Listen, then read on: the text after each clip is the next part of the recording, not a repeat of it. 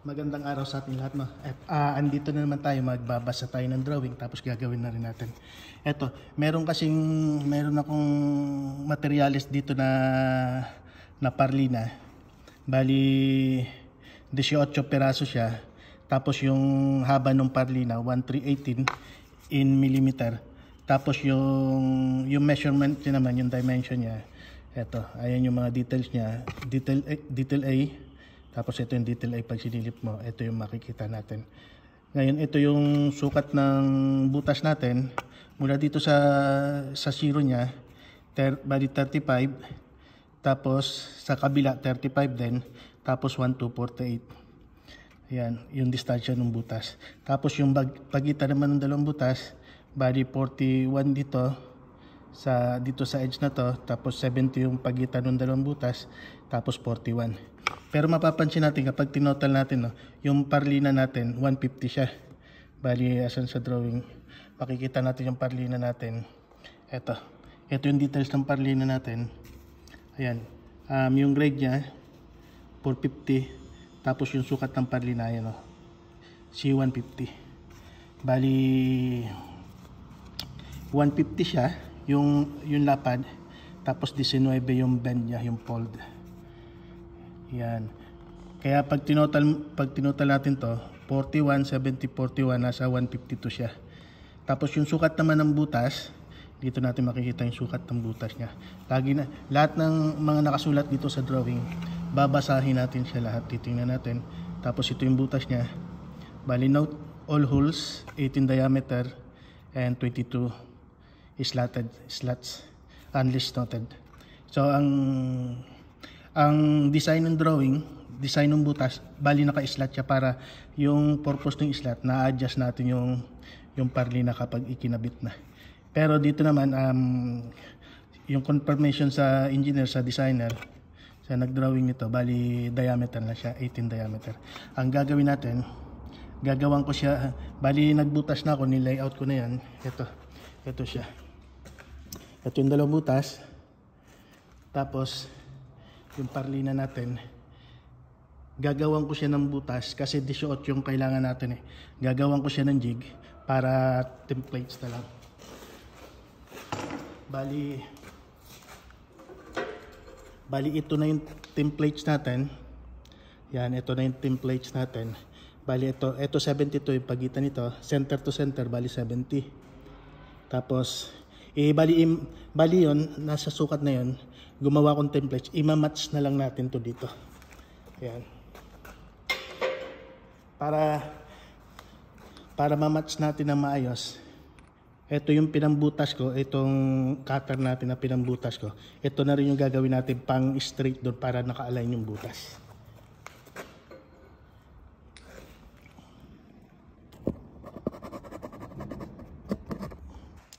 Ayan.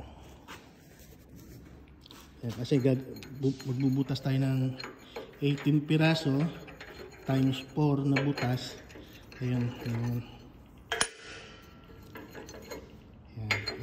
Ito yung pinambutas natin, kaya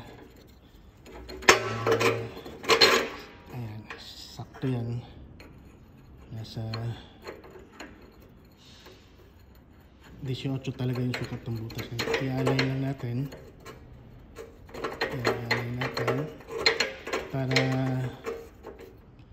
Para pag dinitas na natin, pag inilagay natin yung kwan. Ayan, kung mapapansin mo dito, hindi eskwalado yung template natin. Okay lang yan.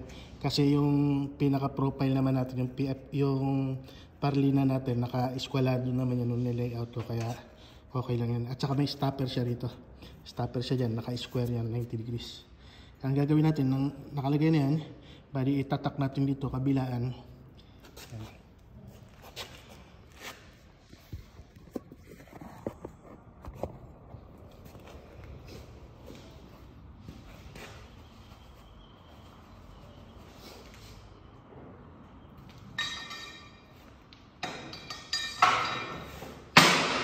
Itatak natin, kaya tatakpan natin yung barena natin kasi pag natalsikan ng baga, takpan natin. Pag natalsikan ng baga, baka mahirapan na tayo ipasok sa slot niya.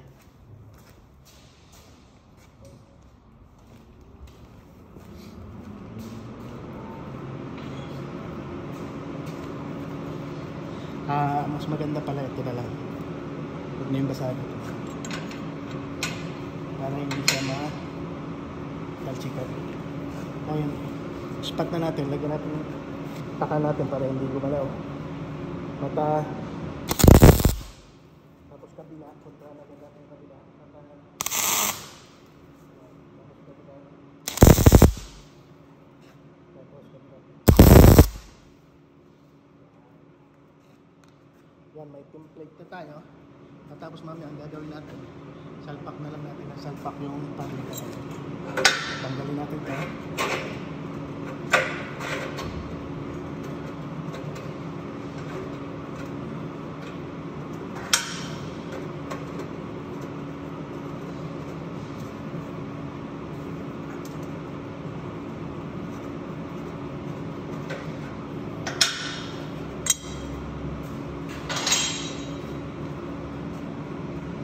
Tapos kung mapapansin natin, yung alignment, yung panya, yan, nakatutok na yan. Bali naka-align na yung butas niya.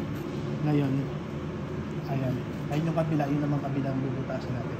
Pag inugot ko to, pag inugot ko to, babalik tayo ko to, tapos itututukod lang yung gano'n. At saka, ito yung iba pa natin bubutasan. Kaya ginawan ko ng template siya para jig na lang, butas na lang butas.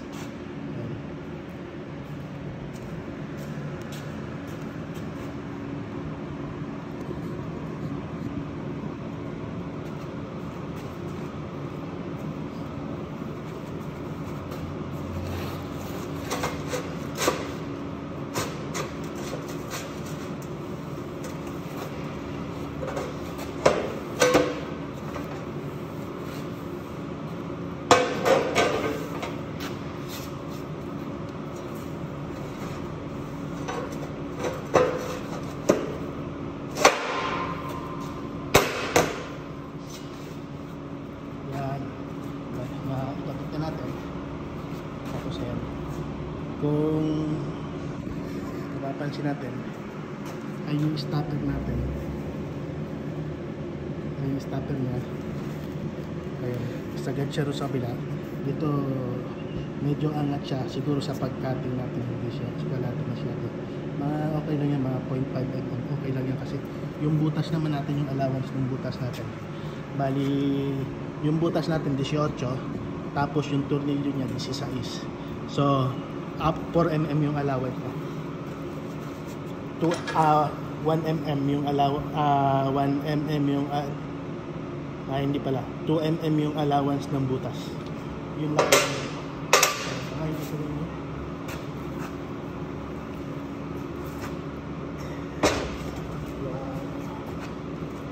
Yan yung gagamitin natin pambutas. Magnetic drill yan. Yung magnetic drill natin, sa laki niya nasa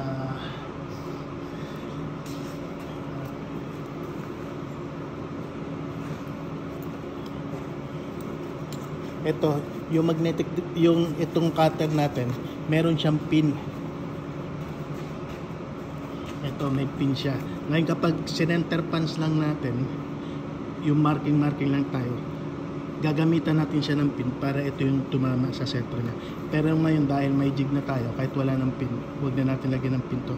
Basta itama lang natin sa butas. Diretso na yun. Hindi nagagalaw yung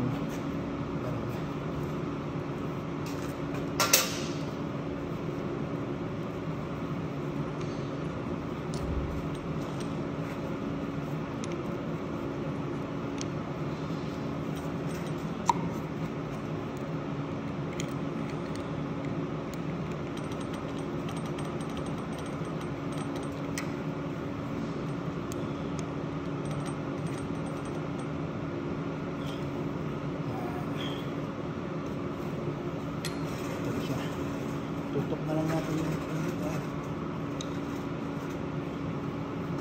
Shoot natin sa butas.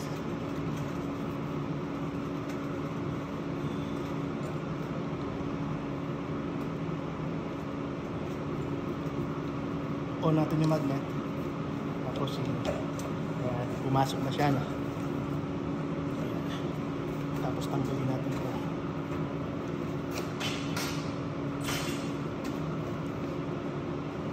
Ngayon bubutasan na natin siya. Kailangan may eye protection tayo ginagawa ko. Ito malapad para hindi masyado mataskan.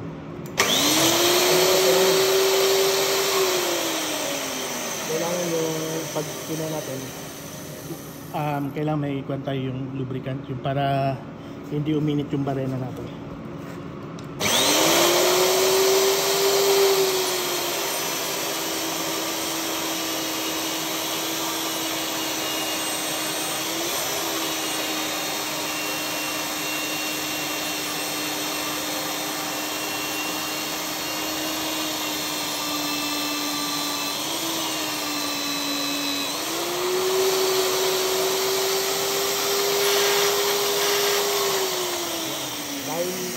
Dahil sa may jig na tayo, hindi na natin kailangang sukatin pa ulit-ulit yung butas.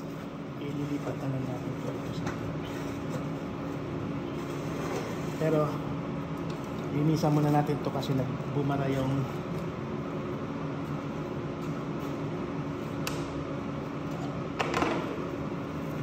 natanggal natin dito. Hindi na minsan dapat pala ikakabit ko pala yung pin para yung pin itutulak na yung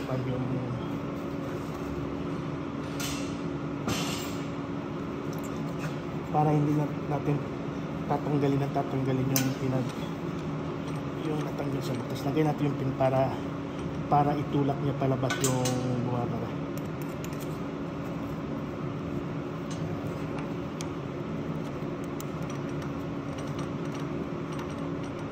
May experience rin gumamit tong machine ito kapag nakapagtrabaho kayo sa mga kumpanya.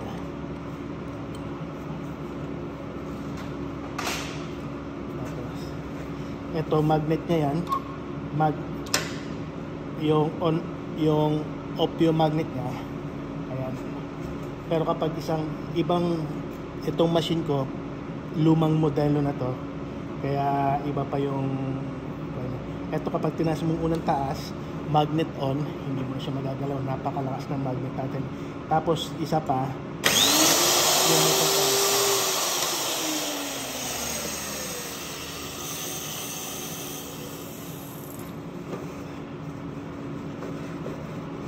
Tutuklayin natin sa butas.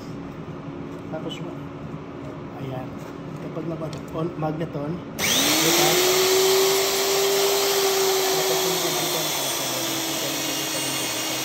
Kasi umiinit yung bakal at saka yung baruna natin na para may iwasan na mag-corrode.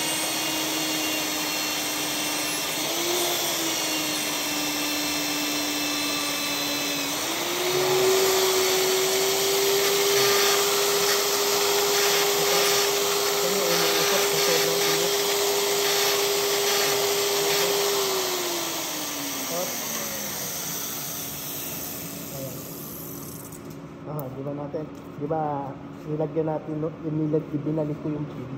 Ayun, tinulak niya pababa yung palabas yung natanggal. Kaya baba.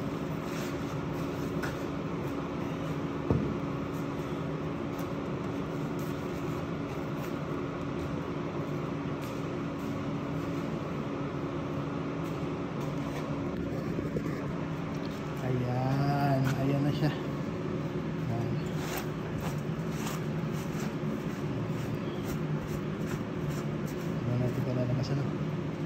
Sobrang init ng natin, uminit na.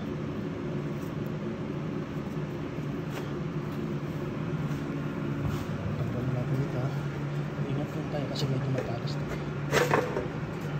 Matalas na po siya.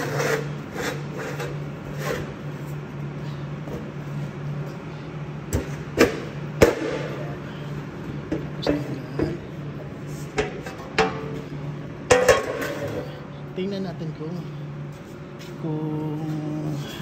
yung tolerance niya, kung nasunod ba sa drawing.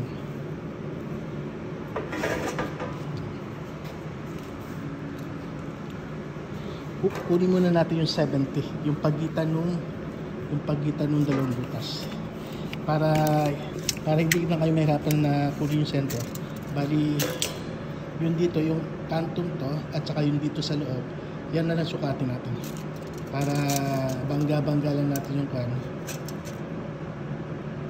Ayan. Tendon. 10. 70. Kaya, nag-start tayo sa 100. Dito 70 yan, sakto. Sakto yung sentro ng butas natin. Kapag nilagay natin sa gitna yan. Tapos ito yung 41 kanina. Yan, 41 siya. Tapos 41 din sa kabila. Yan, ganyan lang ka. Ngayon, lahat yan. Bubutasan na natin lahat yan. Diretso na natin sasalpak sa lig natin. Para diretso yung pagkakas. Yan ang maganda. Kapag alam natin na yung gagawin natin na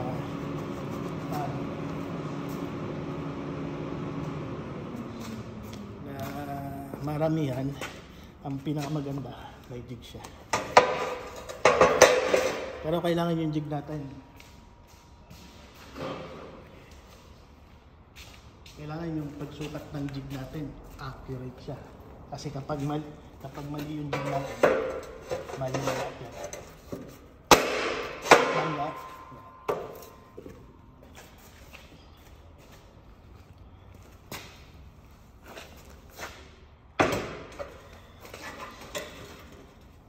Tutok, magnet on. Sinto natin. Magnet on. Hindi pa.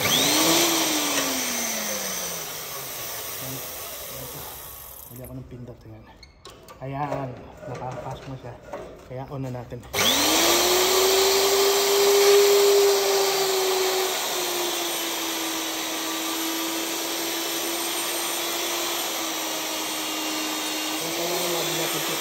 Kasi iwasan natin mag-init yung barena natin. Pag mag-init yung barena natin, tuturuan na siya. At saka itong barena to, itong barena, hindi siya basta-basta na barena na lang.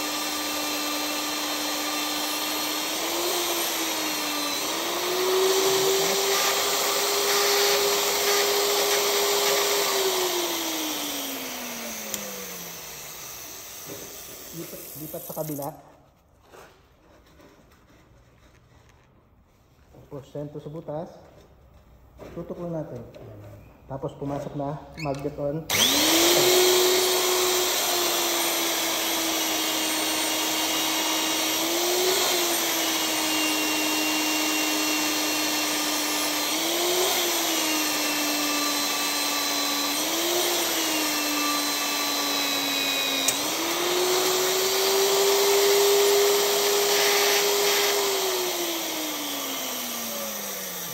Natin siya tatanggalin kasi yung kabila naman gagawin natin.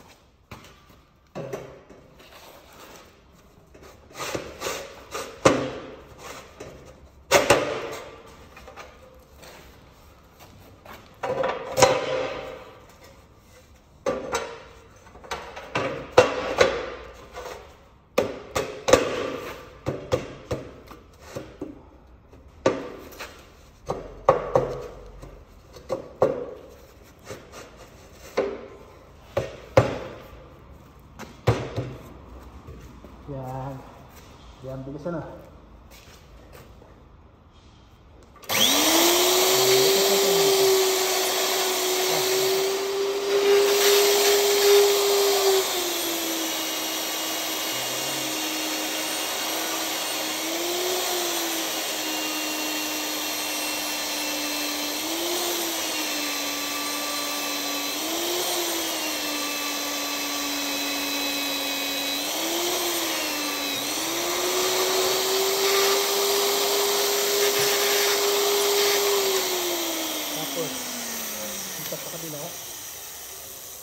Linisin lang natin konti. Ayan.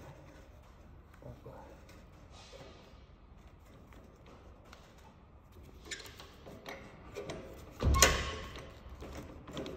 Yan, nakapasok na siya. Magnet on. Yan, tapos.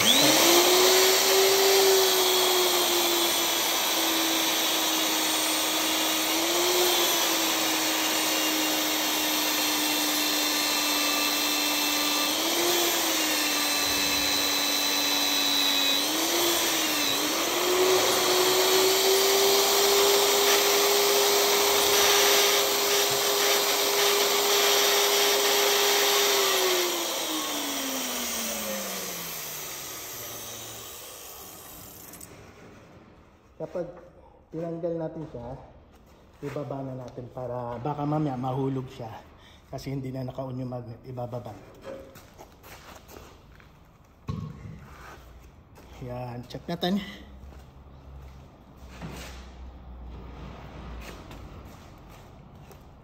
Yan.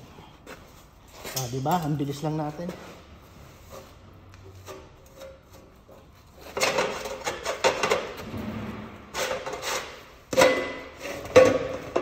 Yan ang finished product natin. Diba? Napakabilis lang. At saka tingnan natin yung eskwala. Yung eskwala ng butas pala.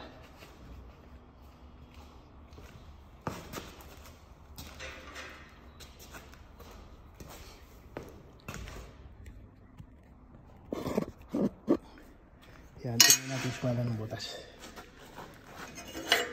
Tingnan natin. Ayan o. Sentro yung jig natin o. Ayan o. Tapos yung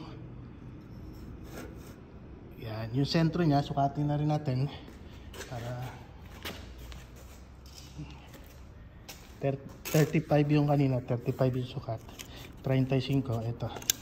Mula dito sa kanto, tingnan natin yung 35. Ayun o. 35 siya, diba? Yan. Yan. Okay na yan. Tuloy-tuloy na tayo sa susunod ulit.